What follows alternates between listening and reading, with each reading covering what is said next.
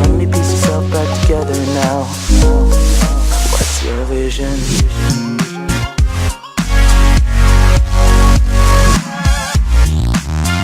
Okay, so here it is, 2017, and NASA just put out this video called Space Station Upgrades. Take a look at that. Look at that. Space Station. We're in outer space. Okay, that's great. That's great. Look at that. Floating around in an underground swimming pool, so forth and so on. But I'm going to show you some real proofs that you need to answer because NASA surely cannot, or they refuse to. One of the two. But I got to ask one thing. How is it a video about the moon can get almost 500,000 views and there's so many people that go over there that spend their time watching this stupid video, but they also spend the time to leave comments, but they never want to leave any proof? Well, here's some questions that really need to be answered because it makes absolutely no sense. Now, let's be real, because they're not just fooling us, they're fooling you too.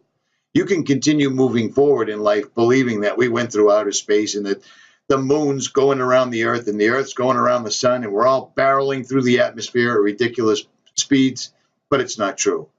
And they tell us that very often. Look at this little piece from Harvard right here and tell me what you see. Now let's start with Harvard real quick. This is Harvard's own website. See, Harvard Solar Engineering Research Program launches now in 2017. But let's take a look at the picture from outer space. Do you notice anything odd about the horizon? Just real quick. That's their own footage, but I digress. Here's some more video from Harvard, which is from NASA. But do you notice anything strange in this picture? You see the sun coming up way over there, and you see the Earth right here?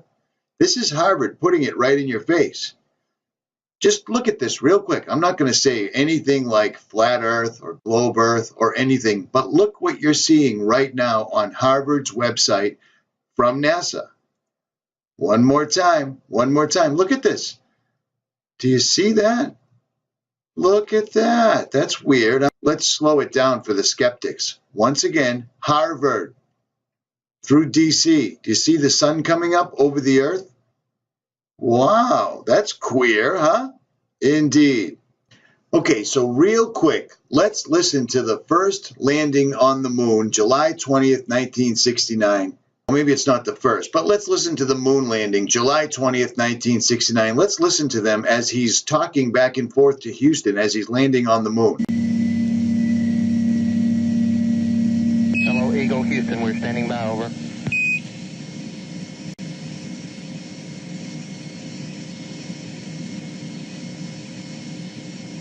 Eagle, Houston, we see you on the steerable, over. Roger, Eagle, dot. Roger, how does it look? The Eagle has wings. Roger. The Eagle has wings. On its own now, but with Columbia near at hand, it coasted around to the backside of the moon, and there, while out of direct communication with the Earth, it fired its engine to slow its descent to a touchdown on the near side of the moon. Collins in Columbia continued in orbit, awaiting their return.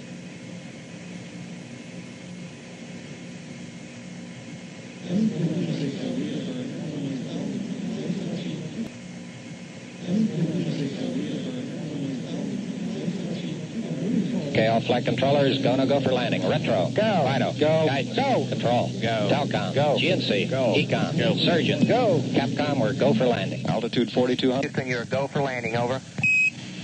Roger, understand. Go for landing. 3,000 feet. You're looking great. How you doing, Control? We look good here, fine. How about you, Telcom? Go. Guidance, you happy? Go. Fido. Go. 2,000 feet. 2,000 feet. Into the ag. 47 degrees. Roger. 37 degrees. Still looking very good. Your go. Copy. Alarm. 1201. 1201. Roger, 1201 alarm. 1201 alarm. Same type, we're go, flight. Okay, we're go. We're go. Same type. We're go. Altitude 1,600. Eagle looking great. Roger, 1202. We copy it. 35 degrees. 750. Coming down to 23. 540 feet and at 15.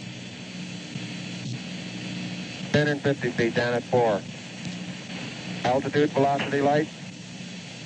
3.5 down, 220 feet. 11 forward, coming down nicely, 200 feet. 4.5 down, 5.5 down. 100 feet, 3.5 down, 9 forward.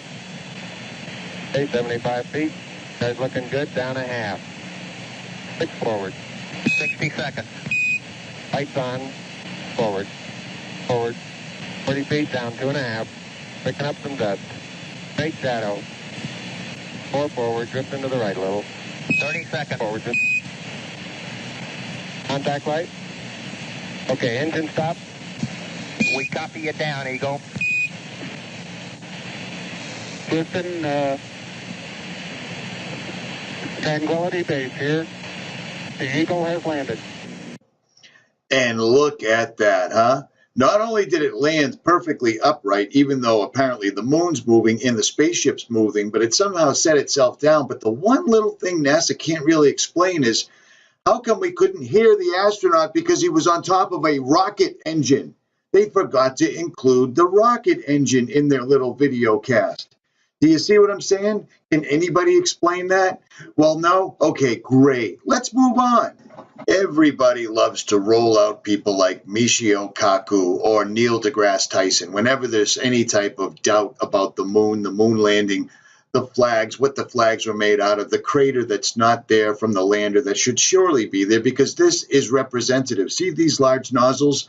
That's a rocket engine. It's not a jet engine. It's not an engine like in a car. It's not an engine like in a boat. It's a rocket engine. And this is what a rocket looks like, going up or landing, no matter what. But this is what they present us with. And it looks like nothing. It looks exactly like what it is. It's a sound stage. It's an absolute sound stage. And yes, it's a great, big, giant conspiracy, without a doubt. If a rocket just landed there, there would be a dune all the way around it. A crater, we'd call it. But I digress for now. Let's listen to Michio Kaku talk about going to the moon over and over and over. But first, let's listen to a scientist and what they actually really say to people in their own special language. Now, basically, the only new principle involved is that instead of power being generated by the relative motion of conductors and fluxes, it is produced by the modial interaction of magnetoreluctance and capacitive directance. The original machine had a base plate of prefamulated amulite surmounted by a malleable logarithmic casing in such a way that the two spurving bearings were in a direct line with a panometric fan. The latter consisted simply of 6 hydrocoptic Marsal vanes so fitted to the ambifacient lunar wane shaft that side fumbling was effectively prevented. Now, that may be comical, but still, that is the language that they speak in. They speak in their own arcane language, and there's no two ways about that, and people just drool over it. This guy in a white jacket is just so darn smart. You see what I'm saying? We have astronauts claiming they couldn't see any stars at all. And then turn the page, we have astronauts saying they could see all sorts of stars. We have Michio Kaku telling us that the flag was made out of certain aluminum foil materials and it was meant to look like it was waving. And then we have them saying that it was simply picked off a store shelf for $5. It was a regular old made in America, American flag. It's very difficult to tell the truth when everything is a lie. But we are cracking the surface. And you can easily tell that's occurring by looking in the comment section with the very, very angry NASA people jumping up and down, explaining in their fantastic vocabulary exactly how stupid I am and how quickly I should die. But let's listen to the Potter's Clay YouTube channel's top 10 NASA moon landing hoax proofs, we'll call them. And links will be in the description. NASA admitted that it had lost the original footage of man's first steps on the moon. YouTube and watch A Funny Thing Happened on the Way to the Moon. It contains newly discovered evidence, which is part of the missing tapes, of outtakes from the first mission to the moon, of them falsifying a shot of being halfway to the moon. We found never before seen footage of them faking part of the photography, which is in A Funny Thing Happened on the Way to the Moon, which has been licensed 5 times and can only now be viewed on YouTube. Here they discuss the fact that they have turned out the lights and have blocked out sunlight from entering the spacecraft through the other windows as to not cause any reflected light to fall onto the spacecraft's wall in the foreground. Okay, very good. Well, we shut out the sun coming in some of the other windows into the spacecraft, so it's looking through the number one window, and there isn't any reflected light. The reason this was done is so that the truth of the matter would not be revealed. It is this. Though the federal government would have you believe that this is a view of Earth from a distance out of the spacecraft's window as it nears the moon, it is not. What they have ingeniously done is placed the camera at the back of the spacecraft and centered the lens on a circular window in the foreground, outside of which it is completely filled with the Earth in low orbit. The circumference of the window then appears to be the diameter of the Earth at a distance. As they perfected the shot, a crescent-shaped piece of black material was inset slightly into the window to create the illusion of the Earth's terminator line dividing night and day. It is uncannily convincing. During this segment, intended to be edited and played back later for the worldwide television audience, dated July 18, 1969, Neil Armstrong condemns himself as he states that he is 130,000 miles out. Roger, Houston, Apollo 11. Calling in from about 130,000 miles out.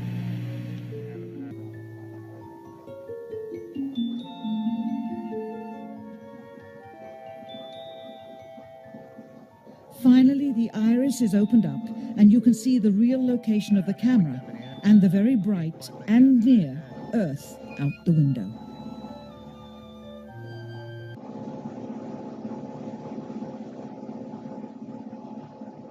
Here is the slate for the 19th of July, and the same shot of trickery on the 19th of July, and then the 20th, and the same misleading shot on the 20th. Later that evening, they were said to be walking on the moon. How can this be when they were in Earth orbit only 9 hours earlier, and the moon is some 3 days' journey away? So I took a year and I traveled across the country, and folks, I've actually posted it on YouTube. It's called Did We Go? And the challenges, Geraldo, everywhere I went, it was just amazing. Moon rocks falling in Antarctica, Neil Armstrong's silence. But I was the first to report, and you played the clip earlier tonight, that all the science data, the telemetry data was missing. Now, Geraldo, for NASA to come out and say that all the tapes were erased, I mean, it's incredible. Geraldo, this isn't just one tape. This is rooms of tape labeled Apollo 11 moon landing. Someone had to physically go and erase it. It's very challenging to try to prove we landed on the moon, and it shouldn't be challenging. That should be there. There should be plenty of evidence. Now, in this video, he shows really, in a common sense fashion, if you have a girlfriend or if you have a spouse, you realize how much hair ends up in the bathroom, ends up in the shower. Yet on the International Space Station, apparently there's no rules at all. You can be in terrible shape, still go up to the space station. You can have your hair hanging out absolutely everywhere. This is obviously fakery, and it's not even good fakery, to put it bluntly. It's so ridiculous how often you can catch these people lying, and then how often you can catch the CGI. It's just beyond pathetic. I'm going to leave links in the description so you can keep following this, but the Potter's Clay YouTube channel does a phenomenal job, in my opinion, and he doesn't have enough followers. At any rate, Richie from Boston, here's just a few for all of those people that can't seem to wrap their head around it that their government lies to them. Actually, let me throw in two more real quick. Now, in 1986, I was what? I think 19 years old, okay? Is that right? 67? Whatever. I never said I was a mathematician. The problem is I remember this happening, and everybody was so broken up. But if you put just a little tiny bit of effort into it, you'll find out not only was that explosion a hoax, none of these people died. And the way you can tell that none of these people died is they're all still alive and easily identifiable. And as a matter of fact, most of them didn't even change their names. And all of them have prestigious jobs, exactly like you would suspect they would after being involved in an enormous hoax like the Columbia exploding. You see what I'm saying? The Challenger, my mistake. It's hard keeping all this stuff straight, just to tell you the truth, and I don't do very much editing. But I digress. At any rate, listen to this. The shuttle Challenger exploded about 74 seconds after takeoff, killing all 7 astronauts inside. Or did it? It turns out that 6 of the 7 are still alive and kicking today. Ellison Onizuka claims to be his identical twin brother, Claude. Yeah. Now, I know a lot of you guys are really good at the detective work. Look at these people. Look at their expressions. Look at the facial bone structure. It's clearly and obviously them. And that's how the elites work. They love letting us know that they pulled stuff off, because there's no consequences. They can simply just smother the rumor with the media that they bought a long time ago. Moving on. I've got an identical twin brother, Claude, too. The Challenger pilot, Mickey Smith, hasn't even bothered changing his name. He's now Professor Michael J. Smith of University of Wisconsin. Now, Krista McAuliffe was a bit of a sneaky one. She was the Challenger payload specialist, quite famous for being a teacher. It turns out during her astronaut days she was using her middle name, Krista, and now she goes by her first name, Sharon, and she's a Syracuse law professor. The Challenger commander, Francis Richard Scobie, is now Dick Scobie, which sounds like a rather unpleasant disease, the CEO of Cows and Trees Limited. Judith Resnick, the Challenger mission specialist, again hasn't even bothered changing her name. She's a professor at Yale Law. And finally, Ronald McNair, another Challenger mission specialist, claims to be his identical twin brother, Carl McNair. What are the odds? Now look at these people. Look at the space. Look at the upside-down pyramid that forms on her forehead, and it's still right there. Look at the smile, the dimples, the nose. The same thing with this handsome fella. Look at the lazy eyes. They're right there. Look at the width between the eyebrows. It's the same thing. It's exactly like the crap they pulled in Sandy Hook, where people played multiple, I'm a grieving father, but I'm also a SWAT team member. You see what I'm saying? They love jamming this in our faces because most people are too busy looking at their cell phones, paying their bills, or not raising their children. It's a busy time to be alive. Now, here's another thing that I almost forgot, and I just made a comment about it not too long ago. This is explained by Michael Stroup YouTube channel. The link will also be in the description. In order to reach the moon, astronauts had to pass through what is known as the Van Allen radiation belt. The belt is held in place by Earth's magnetic field and stays perpetually in the same place. The Apollo missions to the moon marked the first ever attempts to transport humans through the belt. People contend that the sheer levels of radiation would have cooked the astronauts en route to the moon, despite the layers of aluminum coating to the interior and exterior of the spaceship. Now, I don't know how many times I've shown this, but again, I'm going to show it once again. They've admitted on more than one occasion how they're still testing so that they can get humans through the Van Allen radiation belt. We are headed 3,600 miles above Earth, 15 times higher from the planet than the International Space Station. As we get further away from Earth, we'll pass through the Van Allen belts, an area of dangerous radiation. Radiation like this could harm the guidance systems, onboard computers, or other electronics on Orion. Naturally, we have to pass through this danger zone twice, once up and once back. But Orion has protection. Shielding will be put to the test as the vehicle cuts through the waves of radiation. But Orion has protection. Shielding will be put to the test as the vehicle cuts through the waves of radiation. Now, if they did this back in the late 60s, they don't have to test anything. It should have been improved tenfold by now. But that's not the case. Now, what this young fella, and the rumor I've heard, is that he's no longer with us. He's taken his own life. That's the rumor that I heard. I cannot verify it, even though I have tried. This young fella believes he's talking to an audience that's not really listening. He believes that the medication, vaccinations, and fluoridation has taken effect and the dumbing down of America is complete. And perhaps all those pesky jerk-offs that were still alive when this allegedly occurred the first time have all passed away. Sadly, they have not. Now, finally, let me throw this one in there for those that love to leave comments but don't seem to do any research. NASA was wholly manned by Nazi scientists that should have been put up on trial for war crimes, but instead found a cushy job here in the United States helping NASA pretend to go to the moon. And they did a great job. Let's check them out. We really want to understand what's going on in space today and what's happening with the plan to put weapons in space. I think it's instructive to go back and understand the origins of the U.S. space program. And to do that, you have to go back to Nazi Germany. Hitler recruited a brilliant young rocket scientist by the name of Wernher von Braun, who had a weekend rocket club, to come to work for the Nazis to build the V-1 and V-2 rockets that were used to terrorize the cities of London and Paris and Brussels towards the end of World War II. And for von Braun and his team, they set up along the Baltic Sea a place called Peenemünde. There was a research and development center for the Nazi rocket operation. And to this place at Peenemünde, the Nazis brought thousands of Jews and French resistance fighters to serve as prisoners, essentially slaves, to build this production effort.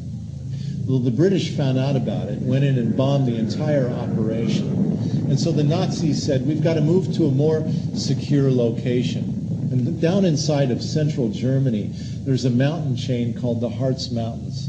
And in that mountain, there's a huge tunnel where the Nazis were storing military hardware. Well, they cleared the whole thing out, moved the entire rocket operation into the tunnel, named it Mittelwerk. And just outside the mountain tunnel at Mittelwerk, the Nazis built a brand new concentration camp called Dora.